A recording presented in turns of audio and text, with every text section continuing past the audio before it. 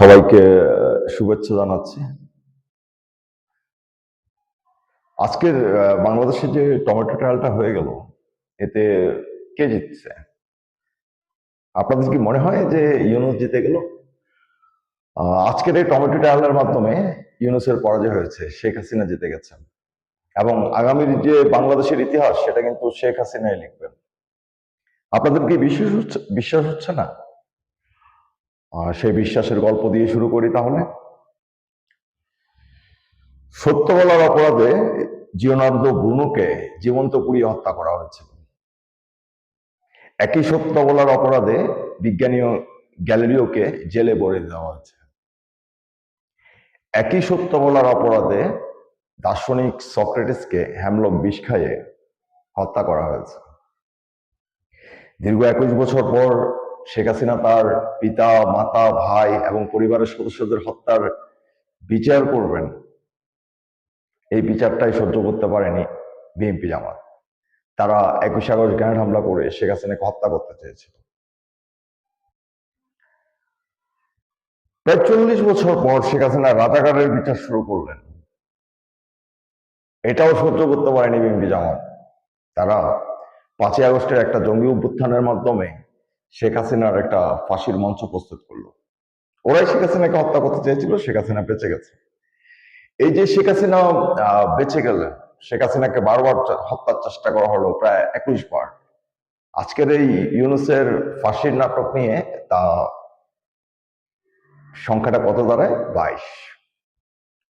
ঠিক আছে, তো আপনি কি বুঝতে পারছেন কেন শেখ হাসিনা আসলে জিতে গেল? নিজেকে একবার প্রশ্ন করেন তো, শেখ হাসিনার কি হারানোর কিছু আছে? আমার তো মনে হয় না। এই ধানমন্ডির যে পোড়া বাড়িটা অবশিষ্ট অংশ আছে, এটা এটা ছাড়া শেখ হাসিনার হারানোর কিছু নাই। কিন্তু ইউনূসের হারানোর অনেক কিছু আছে। তার যে $317 বিলিয়ন গ্রামীণ ব্যাংক, ইউনূস কি ভয় পাচ্ছেন? এই যে $15 বিলিয়ন করে পাচার করে দিতেন, সে অর্থ পাচার কিন্তু বন্ধ হয়ে যাবে এক সময়। ইউনূসের গ্রামীণ টেলিকম, তার গ্রামীণ ফোন, তার যে বিলিয়ন বিলিয়ন ডলারের সম্পত্তি, এগুলো আসলে কোথায় যাবে? আগামীর বাংলাদেশের ইতিহাসটা তাই শেখ হাসিনাই লিখতে চলেছেন এবং তিনিই লিখবেন। এখন আপনার মনে অসংখ্য প্রশ্ন থাকতে পারে, সে প্রশ্নের উত্তরগুলো এখন দিব না, সে প্রশ্নের উত্তরগুলো আপনি নিজেই খুঁজে দিবেন। দিল্লিতে যে ভয়াবহ বিস্ফোরণ হয়েছে, সেই বিস্ফোরণের ব্লু প্রিন্টটা যে বাংলাদেশে তৈরি হয়েছে, এটা কি কারো বুঝতে বাকি আছে? আমার তো মনে হয় না। লস্কর-ই তৈয়বার জঙ্গি সাইফুল্লাহ সাইফ, তার প্রতিনিধি দল বাংলাদেশে এসে অবস্থান করে, আর পাকিস্তান থেকে লস্কর-ই তৈয়বা তারা ভারতে হামলার ঘোষণা দেয়। বাংলাদেশের বনানীতে বসে আনসারুল্লাহ বাংলা টিমের প্রধান সহ 7 জন বিশিষ্ট ব্যক্তির সাথে একটা বৈঠক হয় এবং হিজবুত তাহরীরের নাম ইতিমধ্যে চলে এসেছে। বাংলাদেশে যে ইউনূস জামাতে ইসলামের মাধ্যমে আমেরিকার পৃষ্ঠপোষকতায় 40টা জঙ্গি সংগঠন করে ভেবেছিলেন যে তিনি তো বাংলাদেশের অঘোষিত সম্রাট হয়ে গেছেন, লর্ড অফ বে অফ বেঙ্গল। ইউনূস তিনি নিজেই নিজের গলায় ফাঁসির দড়ি পড়ে আছেন, তিনি বুঝতে পারেন। আজকে যখন তিনি শেখ হাসিনাকে মিথ্যা নাটক সাজিয়ে ফাঁসি দিচ্ছেন, তার পরিণতি কি হতে পারে সেটা সে একটু অনুধাবন করতে পারে না। আসলে বাঙালির ডিএনএ বুঝতে ইউনূসের একটু বেশি দেরি হয়ে গেল, এবং এমন ভাবে দেরি হয়ে গেছে যে সেখান থেকে ফেরার ইউনূসের আর কোনো পথ নাই। এখন পতনের কাউন্টডাউন যেটা শুরু হয়েছে, সেটা হচ্ছে ইউনূসের। এখন আপনি হয়তো প্রশ্ন করতে পারেন যে কিভাবে ইউনূসের পতনের কাউন্টডাউন শুরু হয়েছে। খুব ভালো করে ভারতের দিল্লি বোমা বিস্ফোরণের দিকে তাকান, তার সাথে জড়িত জঙ্গি সংগঠন কারা কারা আছে, সেই জঙ্গি সংগঠনগুলোর বাংলাদেশে ভূমিকা কি ছিল। বাংলাদেশে যে লস্কর-ই তৈয়বা, জৈশ-ই মোহাম্মদের মতো জঙ্গি সংগঠনগুলো ইউনূসের মাধ্যমে ঘাঁটি গেড়েছে, ইউনূস যে পাকিস্তানের chiefs of army staff Shamshed Mirza, তাকে যে ভারতের সেভেন সিস্টার উপহার দিলেন, এই সবকিছু কি আপনার মনে হয় না ইউনুসকে এসবের মাসুল দিতে হবে?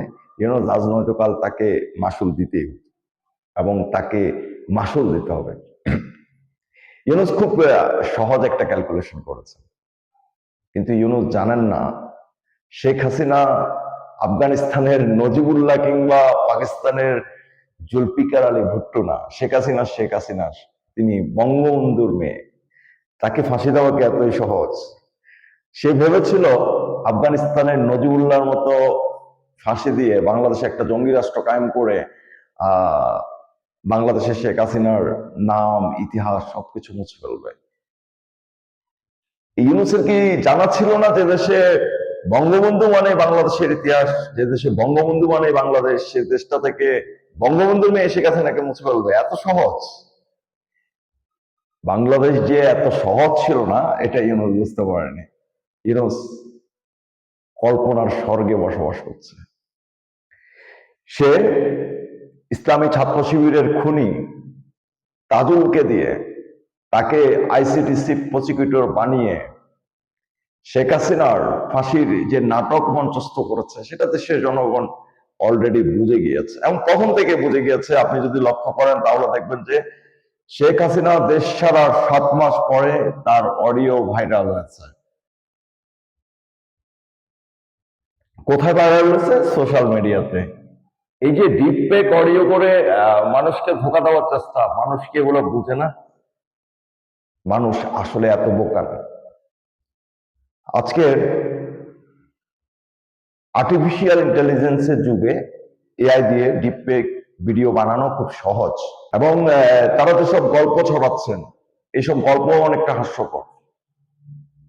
এইসব কিছু দিয়ে শেখ হাসিনাকে আসলে কাবু করা যাবে না, বরং তারা শেখ হাসিনার জন্য আগামী দিনের পথটা আরো উন্মুক্ত করে দিয়েছে।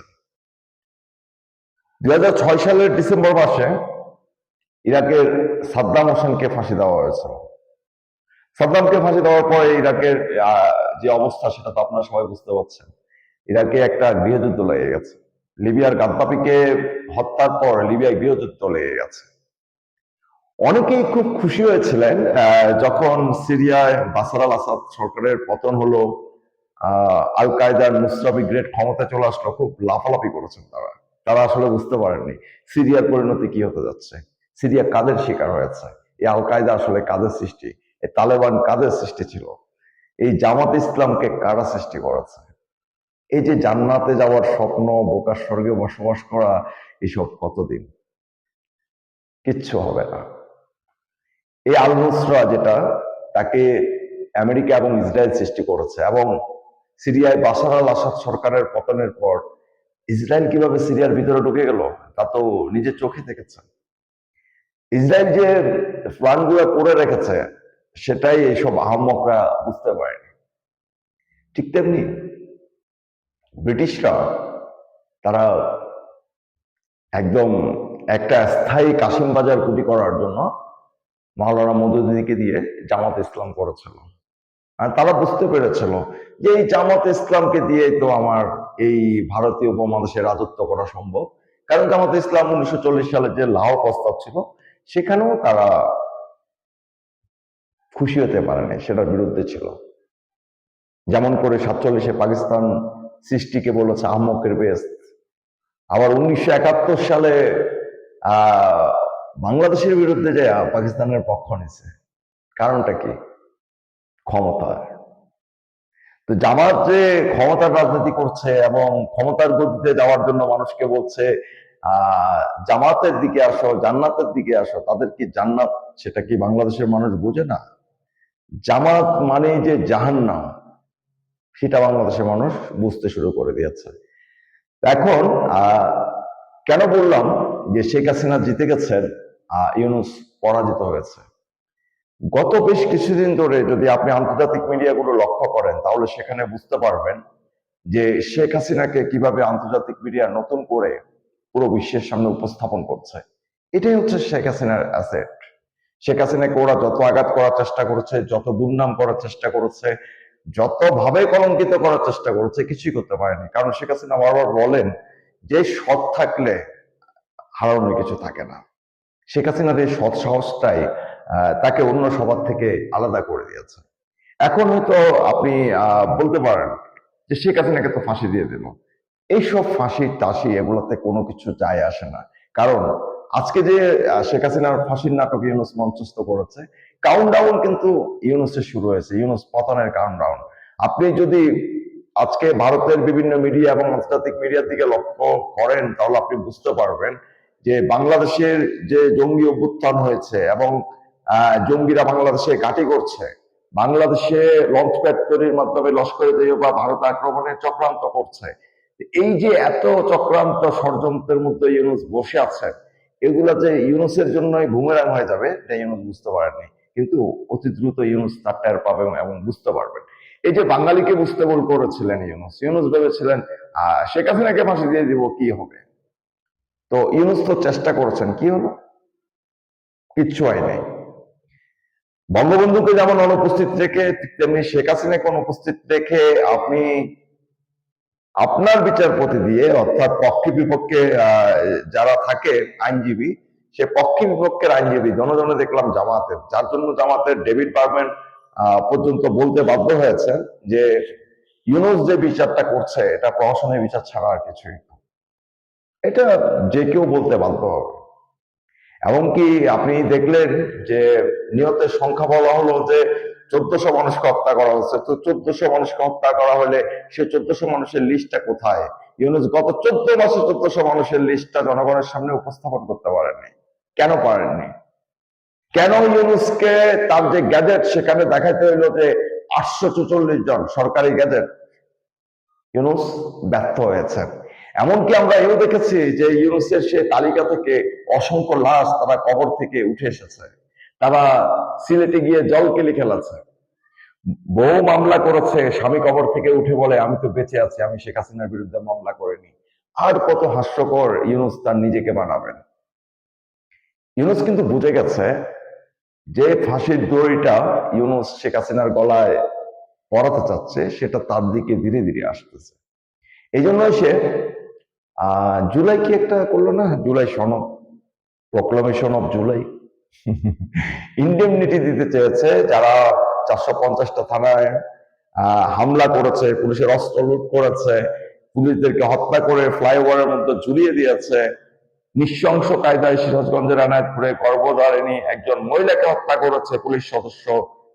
এই যে কুকর্মগুলো যারা করেছে তাদেরকে যতভাবে বাঁচানোর চেষ্টা করুক, এই যে ইউনুসের নেতৃত্বে জামাত বিএনপি কম জঙ্গিদের মাধ্যমে দেশ রাষ্ট্রের যে 84,000 কোটি টাকার সম্পত্তি নষ্ট করলেন, জ্বালিয়ে দিলেন সেতু ভবন, জ্বালিয়ে দিলেন পিটিভি ভবন, জ্বালিয়ে দিলেন মেট্রো রোড, এগুলো তো প্রমাণ হিসাবে আছে।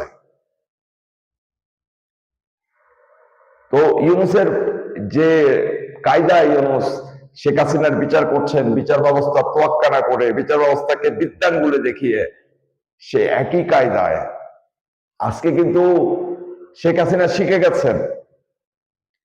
শেখ হাসিনা শিখে গেছেন যে তিনি যে দীর্ঘ সময় ধরে বিচার করতে চেয়েছেন তার বাবার অপরাধীদের, বাংলাদেশের মানুষ এটার উপযুক্ত না। বরং এদেশের মানুষকে যদি শিক্ষা দিতে হয়, আগামী দিনে শেখ হাসিনাকে ওই ট্রায়াল নিয়ে আসতে হবে যে ট্রায়ালের মাধ্যমে যত দ্রুত সম্ভব ইউনুসের মতো এই সমস্ত অপরাধীদেরকে, আমেরিকার পাপেটদেরকে এবং 21 আগস্ট যে গ্যারেড হামলা করেছিল খালেদা জিয়া, খাম্বা তারেক এবং 30 লক্ষ শহীদকে যে জামাতে ইসলাম হত্যা করেছে, সেই জামাতে ইসলামের যারা প্রেতাত্মা আছে তাদেরকে বাংলাদেশের মাটি থেকে নির্মূল করার জন্য শেখ হাসিনাকে নতুন ভাবে ভাবতে হবে। এবং আশা করি তিনি এটা ভাবা শুরু করে দিয়েছেন। দীর্ঘ সময় তিনি ধৈর্যের পরীক্ষা দিয়েছেন, কিন্তু কি হয়েছে? এখন আশা করি তিনি বুঝবেন, তিনি ধৈর্যের পরীক্ষা দিবেন, সাহসের পরীক্ষা দিবেন এবং ইউনুসকে পতন করে তিনি আবার নতুন একটা বাংলাদেশের সূচনা করবেন। আজকের এই রায়ের মাধ্যমে শেখ হাসিনা জিতে গেছে, ইউনুস হেরে গেছে। কারণ ইউনুসের পরাজয়ের, ইউনুসের পতনের কাউন্টডাউন শুরু হয়েছে, দিন গণনা শুরু হয়েছে। এখন যতদিন যাবে এই যে যারা মুক্তিযুদ্ধের সপক্ষে শক্তি আছে তারা ভয়ানক রূপে ফিরে আসবে, তাদেরও হারানোর কিছু নেই, তাদের বাড়িঘর থেকে শুরু করে সবকিছু লুটপাট করা হয়েছে। ইউনূস তার $370 বিলিয়ন গ্রামীণ ব্যাংককে কিভাবে রক্ষা করবেন? ইউনূস তার যে পাপের সাম্রাজ্য গড়ে তুলেছেন সেই সাম্রাজ্যটাকে তিনি সম্ভবত আর রক্ষা করতে পারছেন না। আর অল্প কিছুদিন অপেক্ষা করুন, আপনারা নিজেরাই বুঝতে পারবেন যে ইউনূসের পতন কখন, কিভাবে, কোথায় হবে। ধন্যবাদ।